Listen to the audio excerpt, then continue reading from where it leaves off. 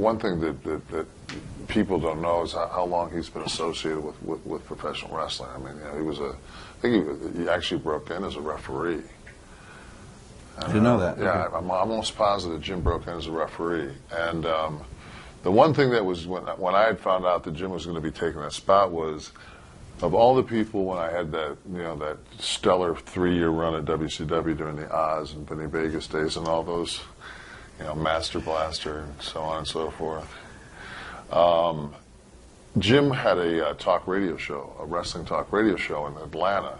He would often have me on because I was a good guest.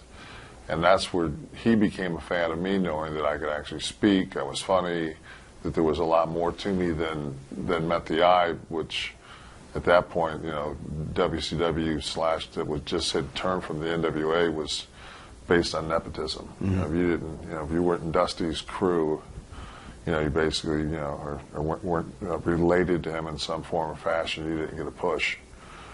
And so that was kind of where that was. So Jim was kind of an ally that, Did you see him as a creative guy, though? I knew you never know if somebody can be creative, but I knew that he knew.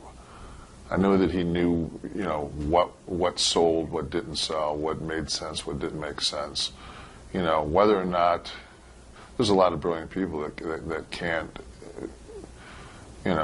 I'm sure that if Picasso sent here and was going to tell you how he came through Cubism, you and I would okay, well, we still aren't going to be able to do Cubism.